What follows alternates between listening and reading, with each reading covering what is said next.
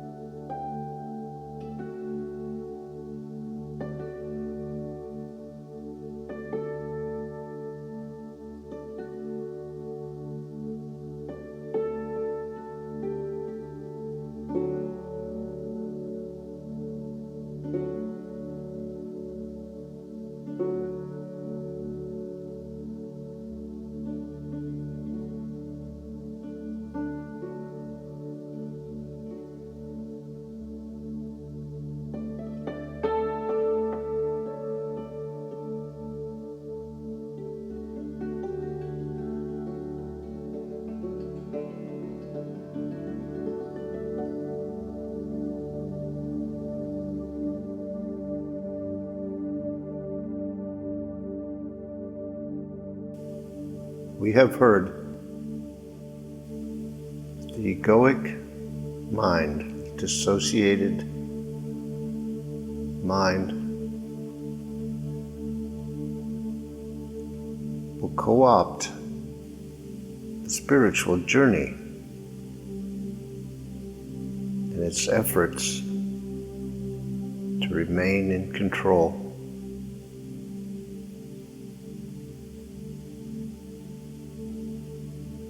The egoic mind does not like to experience things it has never experienced. It wants everything to be known, to be under control. And so as we practice over time of becoming present and letting go, the egoic mind will find ways of making those a habit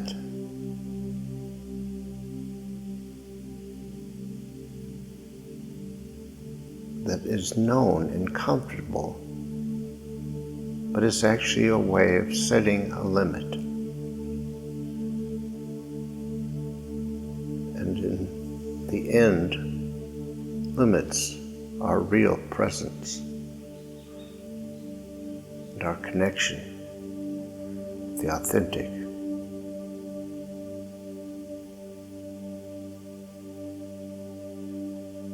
The purpose of our practice is to release control,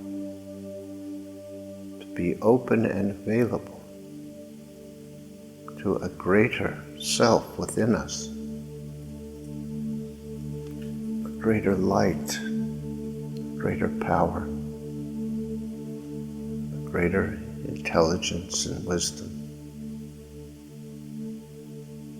greater love. We must be conscious of the habits we fall into, the ideas that we hold,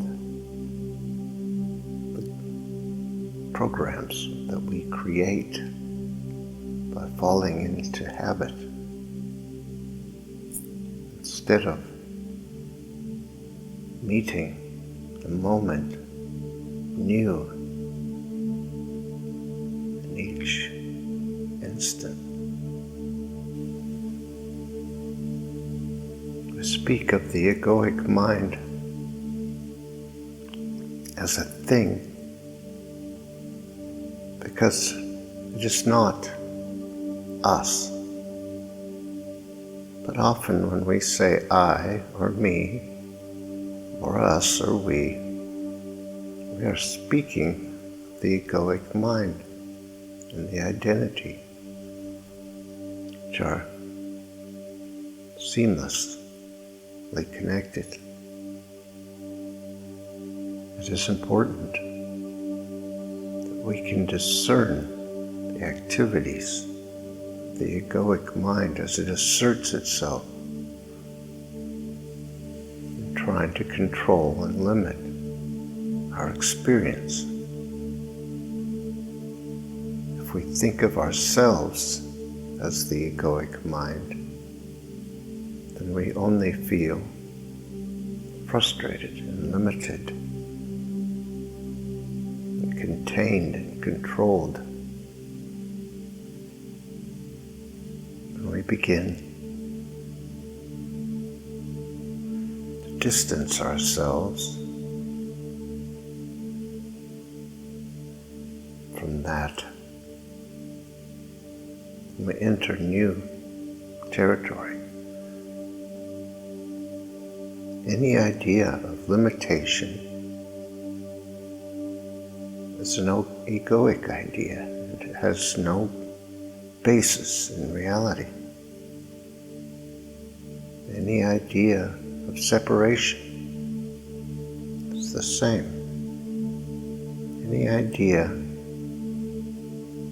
of imperfection is the same.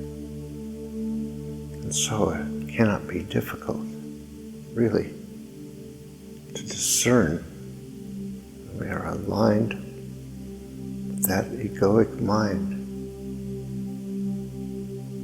When we are saying that there is a lack of peace, a lack of love, a lack of power, we are firmly identified the egoic mind. When we are open and available and willing, we are entering a completely different experience. This moment is always made new, fresh and alive. It is full of life and light and love.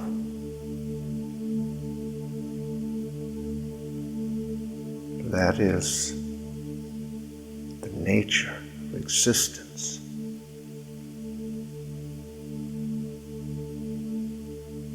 We are creations of light and life and love. It is what we are made of. It's how we live.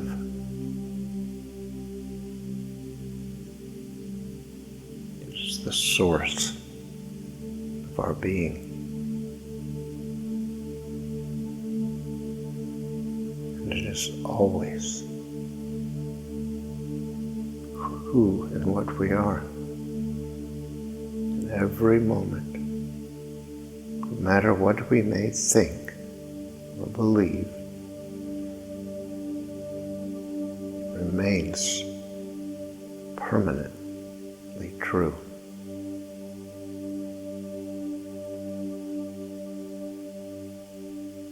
So we must ask ourselves,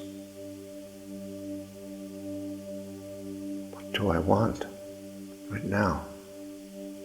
I want to stay in the experience of limitation and suffering and struggle, frustration, judgment, guilt, and shame? Or do I want to see that for what it is?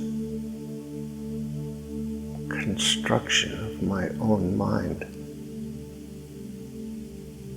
And that, do I acknowledge my choice in this moment to accept the truth as real, to stop denying it, cultivate a willingness to experience this moment as I've never experienced it before, to let go even more, surrender even more, to allow completely and fully, unconditionally, the truth to be revealed in my awareness. Limitation is not real. It's an experience I create out of fear.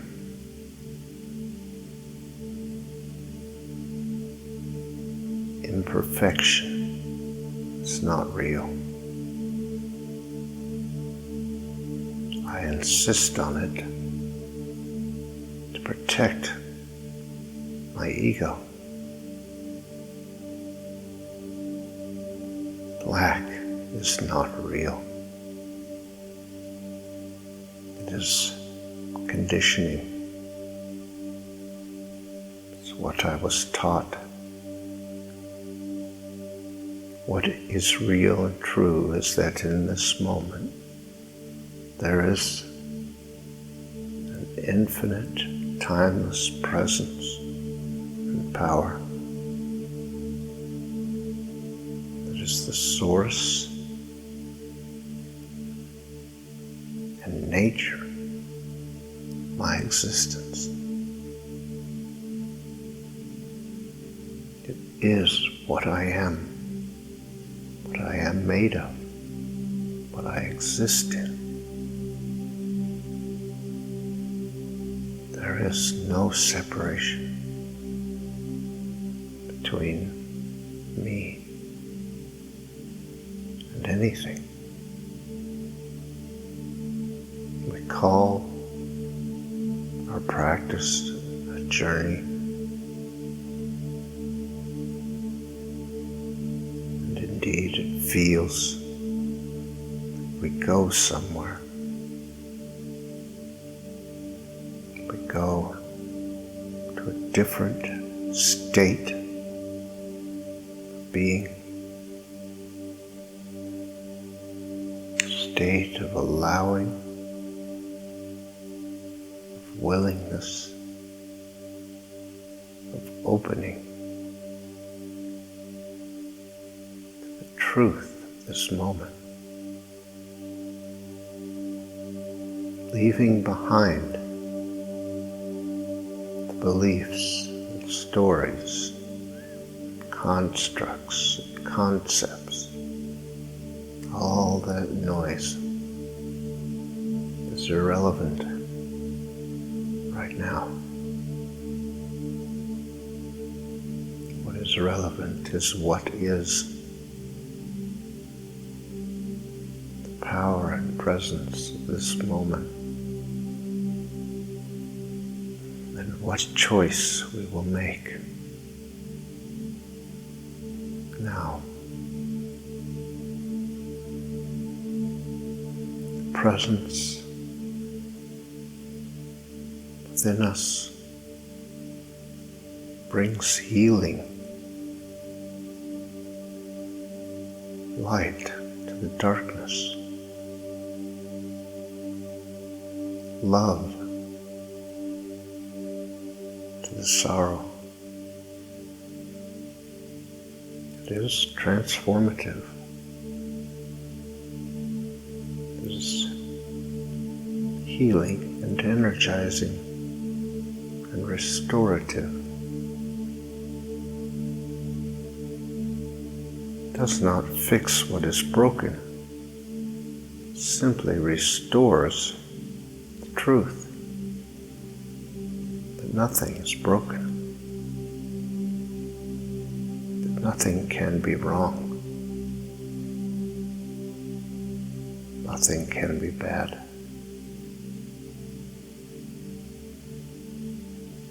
We have the choice now. We can choose to allow the peace and joy and love, truth. It is a choice that we will face many times over and over again. We will see it before us, but we may lose the possibility as fear takes over. There is no shame or sin in that. It is simply the reality of our journey, which is perfect, which is right on time, unfolding exactly as it should. When we hear our judgments of ourselves, our shame, and our guilt, we have a perfect opportunity to recognize the ego at work and to proclaim a different truth in that moment, even though it seems so far away. We must do it over and over again, consciously separate ourselves from that identity and that identification with the ego. Take back our power from it. We have invested our creative energy in something that does not serve us anymore. We can recall that investment. Come back to the truth. In this moment, the power and the presence of the infinite, timeless consciousness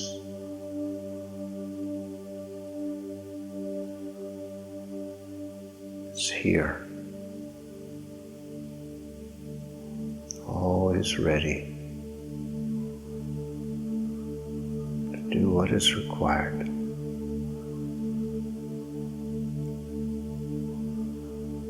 Always available.